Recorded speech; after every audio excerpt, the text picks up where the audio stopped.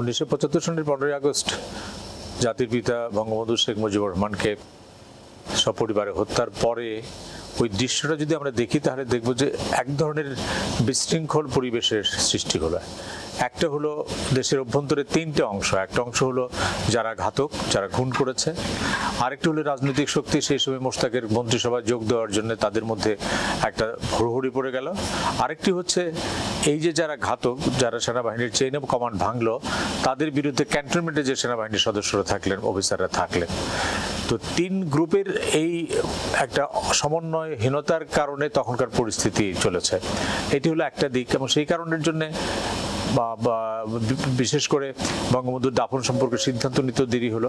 কিন্তু একটি পর্যায়ে আমার ধারণা যে তাদের একটা সাধারণ ধারণা ছিল যে বঙ্গবন্ধুর মরদেহটি যদি টুঙ্গিপাড়ায় সরিয়ে দেওয়া হয় তাহলে ঢাকার অনেক দূরে চলে যাবে। তখন তারা জানতো না যে এটার রাস্তাঘাট ভালো হবে বা সেখানে সমাধিসৌধ হবে।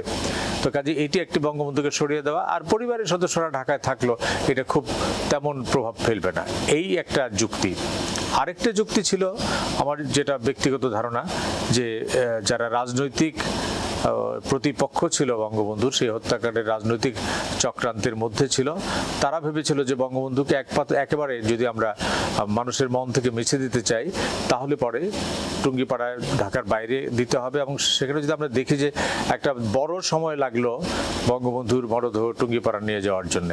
বঙ্গবন্ধুর মরদেহ দাফন করার দায়িত্বে যিনি ছিলেন, পরবর্তীকালে পুলিশের অ্যাডিশনাল আইজি ছিলেন, তিনি বলেছেন, তার লেখা, নুরুল আলম সাহেব, তিনি তার লেখায় বলেছেন যে তাকে অনেক পরে জানানো হলো বঙ্গভবন থেকে যে একটি মাত্র মরদেহ যাবে, এটি দাফনের ব্যবস্থা করো।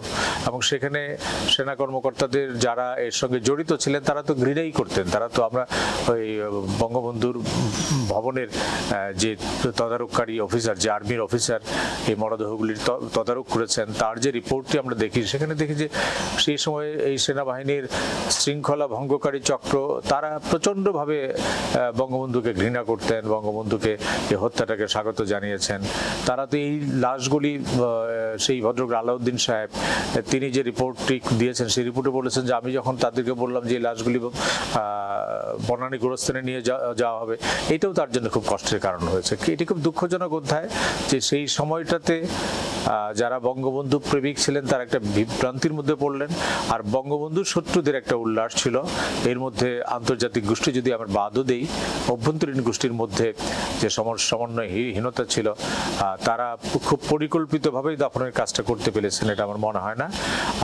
আবার আরেকটা পরিকল্পনা থাকতেও পারে ভিতরের মধ্যে, যে বঙ্গবন্ধুকে ঢাকার অনেক দূরে সরিয়ে দেওয়া।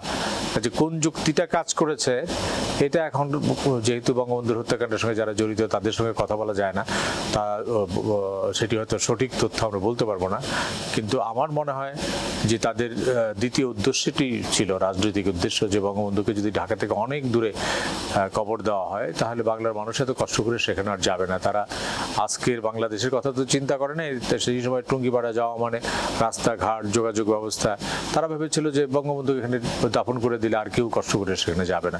আমার কাছে মনে হয়েছে যে ঘাতকদের এবং তাদের সহযোগী যে রাজনৈতিক শক্তি মোশতাক এবং তার সহযোগী রাজনৈতিক মন্ত্রীবর্গ, এইরকম একটা সিদ্ধান্তই বোধহয় নিয়েছিলেন তাদের চিন্তা থেকে।